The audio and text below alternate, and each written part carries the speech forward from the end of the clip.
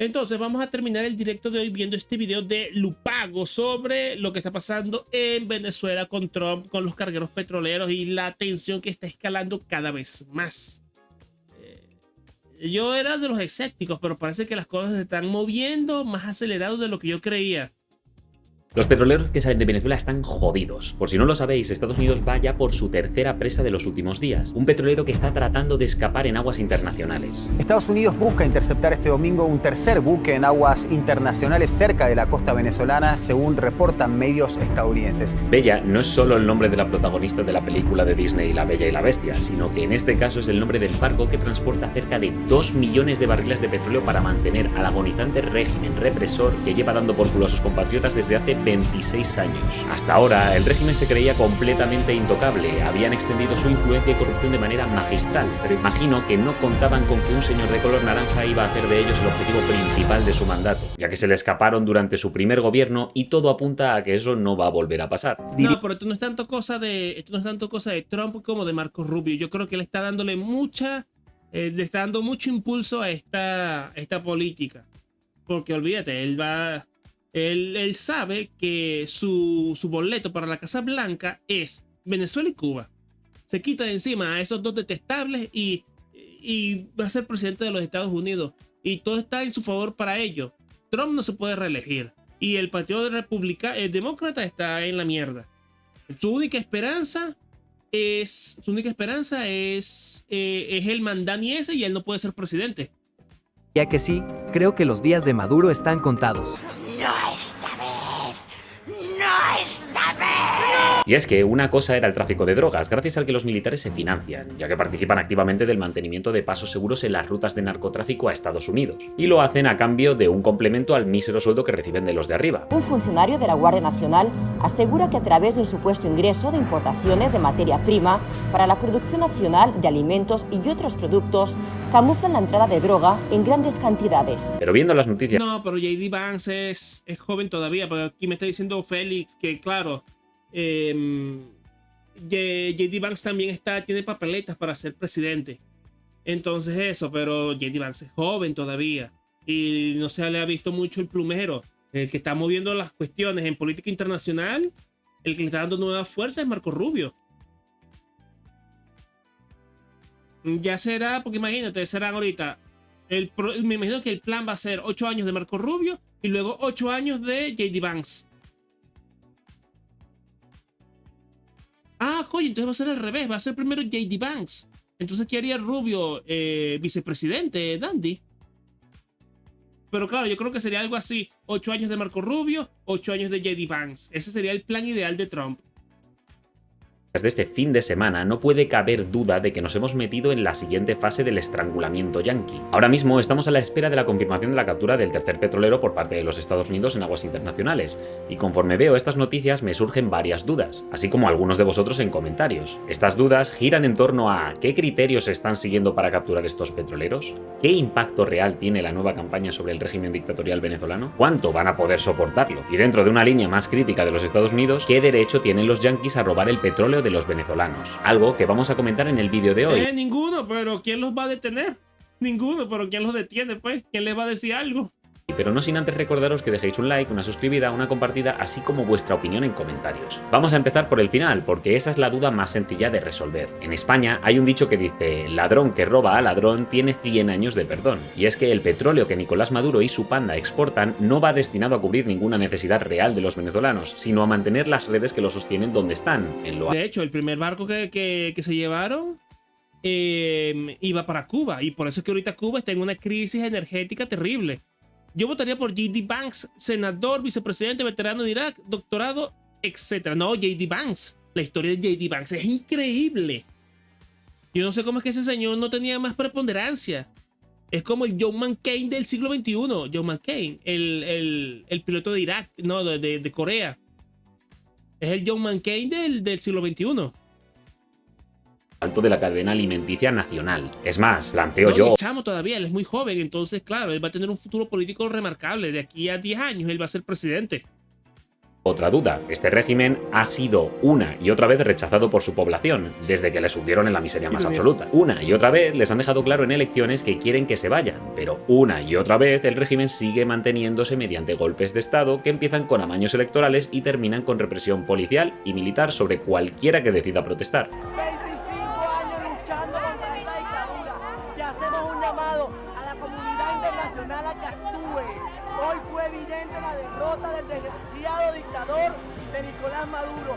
Ya basta. Maduro es un perro que no quiere soltar el mandato, es un perro. Suelta el mandato y déjanos libres, déjanos regresar a casa. Así que no entro ya en la excusa de los Estados Unidos Sí, bueno, eso también. sobre si les robaron las concesiones comerciales que tenían para la explotación del oro negro en Venezuela. Es que ese petróleo ya ha sido robado en primer lugar al venezolano de a pie por parte del narcorrégimen, y estoy bastante seguro de que la mayoría están contentos de ver tambalearse a la cúpula chavista. Bueno, y a la cubana y a la nicaragüense si me apuras, porque Cuba, ahí donde lo veis, tiene un consumo anual de barriles de petróleo que ronda los 55 millones. Se estima que en los 55 millones de barriles al año. los últimos años Venezuela le mandaba anualmente cerca de 25 millones, es decir, la mitad de su consumo. Ahora os pregunto, ¿cuánto pueden aguantar si les cortan el flujo del chavismo? Dicho todo lo que antecede, no cabe duda de que nos encontramos ante una campaña que es un absoluto win-win para los estadounidenses. Es cierto que aún no se ha desatado una guerra como la que se está viendo en Ucrania, pero no cabe duda de que cualquier despliegue o maniobra tiene que tener una relación coste-beneficio adecuada, especialmente la que estamos viendo en el Caribe. Hablamos de Claro, es que no puede, es que la única razón por la que Venezuela todavía sigue existiendo y no ha vaporizado el Palacio de Miraflores, Trump, es porque hay costo-beneficio. Lo que se armaría, el desastre que se armaría en Estados Unidos si se muere un marín liberando Venezuela, eso es un precio que no se pueden permitir. En especial porque creo que el año que viene hay elecciones de medio término, entonces no puede tener un fracaso militar o político. Esto tiene que ser con pura presión y que estos tipos se vayan por su cuenta.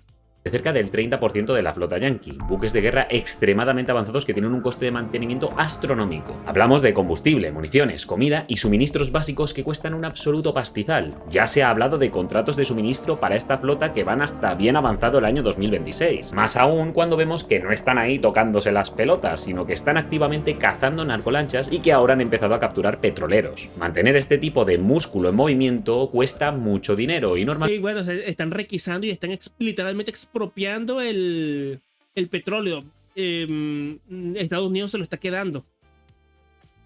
Así que bueno, con eso medio, ¿cómo que se llama? Medio pagan la factura, pero aún así no se recupera hasta el final de un conflicto cuando puedes pactar una compensación con el bando perdedor. Esto es algo que queda clarísimo en el caso de Rusia, y os abro un paréntesis solo para ponerlo en contexto con el caso de Venezuela. Veréis, en el conflicto de Rusia y Ucrania, Putin ha conseguido anexionarse cerca del 20% del territorio ucraniano desde 2014. Antes de 2022 se hizo con un 7% al invadir Crimea, Donetsk y Luhansk. En 2022 amplió a un 27% con la invasión, pero le retomaron gran parte de su avance y ahora está la cosa en lo que he dicho, un 20% muy estancado. Y sí, tienen algunos avances y capturas de ciudades, pero habría que ver si no es un sobreesfuerzo que están haciendo para mejorar su posición en las negociaciones que están teniendo lugar ahora. Insisto, hablamos de un 20% desde 2014. Y bueno, 2022 si tenemos en cuenta la invasión militar. Un 20% en varios años, algo que al prorruso de turno le habría parecido una predicción insultante hace 4 años, cuando se inició la invasión con un país con el que comparten una vasta frontera terrestre. Por poner más contexto, los yanquis doblegaron a Irak 2 veces en cuestión de semanas, siendo por aquel entonces... fueron unos días, la tormenta del desierto fue un par de días nada más. Lo complicado de la invasión de Irak y de Afganistán era la ocupación, no la invasión. Ellos destruyeron a Saddam en 2 patadas.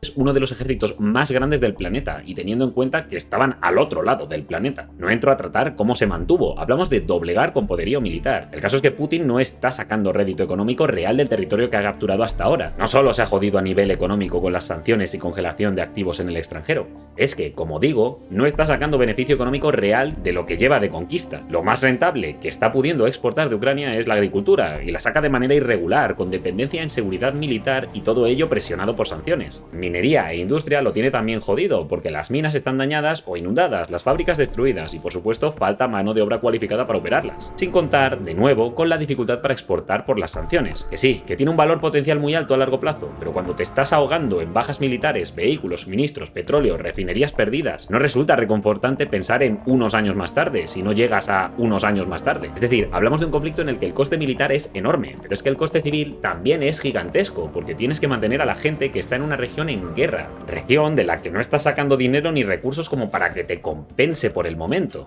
Claro, esto es una guerra puramente geopolítica, ya no tiene sentido. Lo que pasa es que Putin, como buen macho alfa pecho peludo, no quiere dar su brazo a torcer. Quiere ganar porque quiere ganar.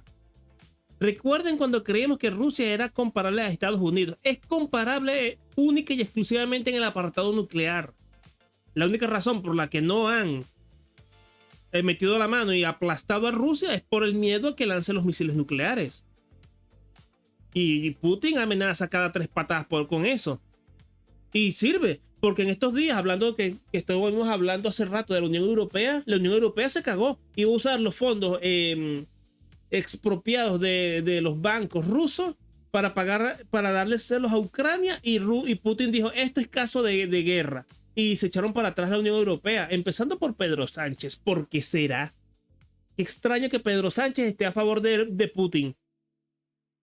Y Irak duró 3 meses, imagínate, es una guerra de 3 meses. Bueno, la guerra del Yom Kippur no duró una semana o algo así. Hay una que es una guerra de los 7 días o algo así por el estilo. Contrasta completamente con lo que una potencia militar de tamaño que pensábamos que tenía Rusia debía esperar. Imagino que Putin estaba preparado para lo que ha ocurrido, pero realmente esperaba una victoria rápida frente a lo que está siendo una muerte a escobazos para Rusia, ya que el ejército ucraniano, lejos de convertirse en una insurgencia de un país bajo control ruso, ha desarrollado armas como los misiles Flamingo, misiles de largo alcance que están destrozando las refinerías rusas. Lo que convierte este último ataque, este bombardeo, que ya les voy a contar más o menos cómo fue, en el 7º ataque contra esta instalación desde principios del año 2025. Todavía no hay mucha idea de la magnitud de estos daños, aunque viendo las imágenes da la sensación que, bueno, hay cosas por reparar en ese lugar. Por no hablar de los drones acuáticos que están empezando a golpear petroleros rusos. Tras este inesperado briefing de mi opinión de lo que respecta a la relación coste-beneficio de Rusia con la guerra de Ucrania, paso a compararlo con lo que está... Oye, esto sí es grave, esto sí puede ser peligroso, ¿eh? Imagínate que explote uno de estos bichos y cause un derrame. Un derrame en el mar Báltico. Uf. No, esto es en el Báltico, es en el mar de los Urales. No, los Urales es en el norte. No, sí debe ser el Báltico. Sufriendo Estados Unidos con la presión de Maduro. El coste del despliegue, que lleva casi 5 meses en el Caribe, es alto, pero no está costando vidas a soldados americanos, solo a la red narcotraficante que permite mantener el coste del ejército bolivariano. Y por mucho que algunos estén tratando de generar empatía y hasta simpatía con estos narcotraficantes, es extremadamente complicado que un ciudadano estadounidense sienta poco menos que alegría cuando ve caer un pepino a alguien que se beneficia de exportar drogas a su país. Más que nada porque, con el problema que todos sabemos que tienen los estadounidenses con las drogas, raro es el caso en el que alguien no tenga un familiar, amigo o conocido que se haya visto afectado por la adicción a estas sustancias. Así que en lo que respecta al coste económico, podemos hablar de gastos con los que algunos no estarán de acuerdo, pero desde luego no estamos viendo el coste de perder vidas estadounidenses en acciones militares, que es algo que estoy seguro que muchos están esperando con ansia para poder lanzarse contra este despliegue y evitar que el régimen caiga. Pero es que, además, lo que he señalado del coste económico hay que examinarlo bien, porque se ha señalado en numerosas ocasiones que el gobierno de Trump estaría sufragando todo este coste en parte gracias a los activos que el Departamento del Tesoro yanqui va congelando cada día del patrimonio de Maduro y sus afines. Y digo que día a día porque la lista de personas que van vinculando al régimen dictatorial aumenta a cada hora. Es raro no amanecer sin que se haya señalado a un nuevo familiar, amigo o empresario que esté vinculado a Maduro y su banda, o incluso a su mujer. Oye, ¿verdad que sí? Porque creo que han requisado como 4.000 millones, 6.000 millones o algo así por el estilo. Pero eso no debe ser ni el 10% de lo que se robaron estos sucios.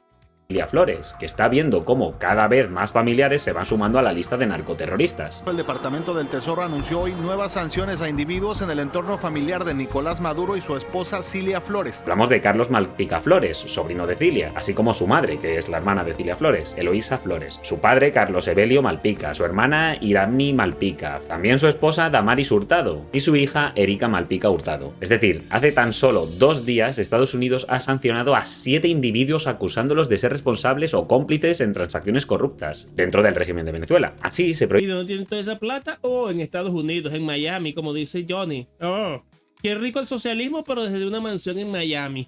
A personas y empresarios estadounidenses hacer transacciones con las personas sancionadas, además de congelar los activos o propiedades que puedan tener en el país norteamericano, que ya imaginaréis que son muchos, porque estos odian el capitalismo, pero Miami les gusta más que a un tonto un lápiz. Y esto no queda aquí, queda el plato gordo, que es el que todos conocéis y por el que estoy haciendo este vídeo. El Capitán Precio y sus amigos de la llamada del deber. Porque efectivamente, lo de capturar petroleros no ha quedado en una mera recreación de la primera misión del Call of Duty 4. Comprobación de radio, ir a un canal seguro. Preparado y listo.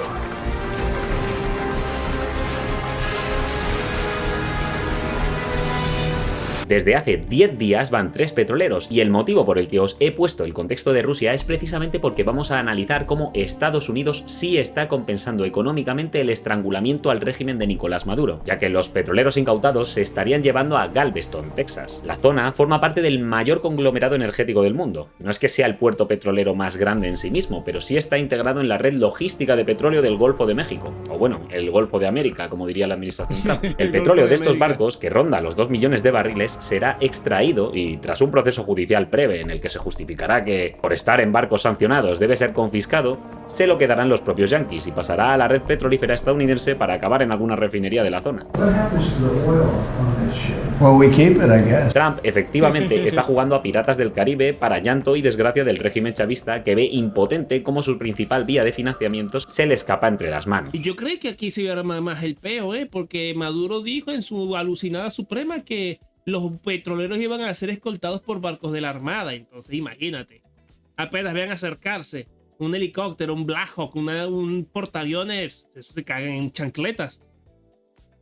Y alguno diréis, coño, ¿pero no iba Maduro a poner la Armada venezolana a custodiar esos barcos? Pues eso es lo que dijeron, y según se señala lo están haciendo, pero lo que custodian son barcos sobre los que no recae ninguna sanción actualmente. Algo que queda muy guay sobre el papel para vender a los propagandistas del régimen, pero que en la realidad no logra nada. Porque os recuerdo que el bloqueo marítimo es parcial, no total. Los buques mercantes, sobre los que no pesa ninguna sanción, pueden seguir entrando en el país. Los que están capturando son petroleros de la flota fantasma de Maduro o que transportan crudo venezolano sancionado. Barcos que operan con banderas de otros países, algo que ya de por sí va contra las leyes internacionales que ellos mismos tergiversan para usar solo lo que les conviene cuando se trata de denunciar a los Estados Unidos. Vamos, que no queda demasiado bien escoltar con tu armada a un petrolero de una flota que supuestamente no existe y que se destina a Irán, China o a Rusia con descuentos ridículos. Por eso, muchos señalan que lo que está tratando de hacer el régimen es aparentar fuerza de cara a su población, cuando saben que tienen que mantener su armada lo más lejos posible de la estadounidense. Claro, es que pues, es un casus belli de manual, están esperando eso, porque los Estados Unidos nunca dan el primer golpe. Ellos reciben o pasa algo y luego es que aplastan a todo el mundo que la estaban esperando. Solo por el riesgo de ser hundidos, sino también por el riesgo de darle una excusa a Trump. Todo esto trae problemas obvios para el régimen. La pérdida de tu flota fantasma, que no es fácil de reponer y de la que dependes para sostenerte. La entrada de divisas queda bloqueada. Al no poder vender petróleo, dejas de recibir dólares, algo que en un país con una inflación de varios cientos de puntos porcentuales es un problema, porque no es que puedas depender mucho de tu propia moneda para funcionar. Además, ocurre algo muy interesante con la extracción de petróleo, y es que se dice que al régimen le quedan un par de días más en los que poder extraer y almacenar el crudo pesado venezolano, ya que exportarlo se complica al ser confiscado y absorbido por los yanquis. Pero ahora Venezuela podría... No, porque claro, si se quedan sin barcos, ¿cómo se lo llevan? Claro, también está eso. Si no hay barcos, ¿qué van a hacer? No pueden seguir extrayendo petróleo indefinidamente. Verse obligada pronto a cerrar algunos pozos petroleros, ya que se está quedando sin capacidad de almacenamiento tras la incautación de un petrolero hace unos días y los planes de Estados Unidos para bloquear otros buques sancionados. Si llegan al punto en el que alcanza su tope de capacidad de almacenamiento, se verán forzados a cortar la extracción de petróleo, algo que hasta donde se sabe acarrea problemas técnicos muy serios, ya que cuando los tanques se llenan solo hay dos opciones. La primera es seguir produciendo y derramar o quemar el crudo, algo inviable y altamente catastrófico.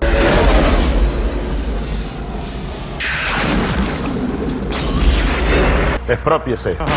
La opción 2 no es mucho mejor para el régimen, ya que implica cerrar los pozos. Venezuela no tiene almacenamiento infinito y gran parte de su crudo es pesado o extrapesado. Es decir, necesita mezcla, calor o diluyentes y no se puede dejar quieto indefinidamente. Cuando los tanques están al límite, se corta la producción sí o sí. Pero eso acarrea un problema, ya que cortar el pozo no es como cortar un grifo. El principal problema es que se pierde presión en el yacimiento. El petróleo sale gracias a la presión natural del subsuelo o a la presión artificial que se le meta. Y al parar la extracción, la presión cae o se desestabiliza y el crudo deja de fluir como antes. Al reabrir el pozo puede no volver a salir solo. Esto obliga a inyectar agua, gas o vapor, algo que es carísimo. De hecho, en campos viejos, como muchos venezolanos, cada parada mata productividad, porque el petróleo venezolano es muy viscoso y al parar el crudo se enfría, se espesa o se solidifica dentro del propio pozo y las tuberías. Al intentar reactivarlo no tienes solo el problema de la presión, es que además hay que calentarlo o inyectar químicos o reperforar. Algunos pozos no vuelven jamás. Otro problema es que al parar la extracción de manera prolongada se acumulan sales, arenas y se genera corrosión en las válvulas y tuberías que hacen que el pozo colapse. Y finalmente... No, pero la cosa más arrecha son las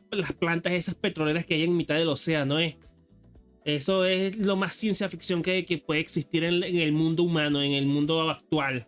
Juegas a joder directamente el petróleo, ya que se puede producir cambios en la presión, invasión de agua, provocar que el crudo quede atrapado permanentemente. Es decir, reactivar implica traer a técnicos especializados, técnicos que huyeron de Venezuela hace bastante tiempo y que no están por la labor de volver a una narcodictadura. ¡Ni de coña, chaval! También necesitarían equipamiento muy caro, si es que lo tienen, y ponerlo a trabajar durante mucho tiempo, tiempo del que Maduro puede no disponer. Para el régimen chavista, cortar la producción no es un paréntesis, es una condena. Por eso, estas nuevas medidas son un problema tan grave, porque los efectos son muchísimo más inmediatos. Maduro amenazaba en su momento con que si entraba el gobierno legítimo habría un paro nacional y nadie haría nada hasta que él volviera. Que si el imperialismo llegara a dar un golpe de mano y hacer un daño desde el mismo momento en que se decretara la orden de operaciones, movilización y combate de todo el pueblo de Venezuela, la clase obrera venezolana decretaría una huelga general insurreccional y en este país no se movería un alfiler. Esto daba a entender que iba a hacer que el país colapsase para Edmundo y María Corina. El problema parece ser que la patata caliente podría estar a punto de explotarle a él con el tema del petróleo. Y cierro con una reflexión. He oído decir que podrían no haber problemas de suministro de gasolina, al menos a nivel interno, ya que para evitar que este petróleo se pierda, pondrían a trabajar las maltratadas y escasas refinerías que quedan en el país. Así podrían producir gasolina para consumo propio. Pero esto no solventa el problema, porque Venezuela no puede vivir de su autoconsumo. Tal como dije, necesita la entrada de divisas extranjeras, que son más estables y casi más oficiales que su propia moneda. De hecho, creo que ahora se están empezando a llevar más los euros que los dólares. Además, no olvidemos que Maduro necesita nafta del exterior para poder producir... Oye, eso es cierto, ¿se usa más el euro que el dólar en Venezuela ya? Oye... ese combustible, y la flota no solo está capturando petroleros venezolanos, también está bloqueando el paso a cargueros sancionados como los chinos, rusos o iraníes que pueden traerles ese soluble. Así que hay que estar atentos estas semanas en las que el bloqueo podría empezar a generar reacciones inesperadas. Dicho esto, yo no tengo ni idea del asunto, así que te toca a ti ilustrarnos con tu opinión. ¿Puede este bloqueo tener resultados interesantes a corto plazo sobre el régimen? ¿Veremos algún incidente armado en los próximos abordajes? Y lo más importante, ¿qué nombre de pirata del Caribe le pondrías a Trump y a Maduro? Te leo, suscríbete y oye, considera... Pirata del Caribe. No, bueno, la pifió entonces con eso de los euros. Pero bueno.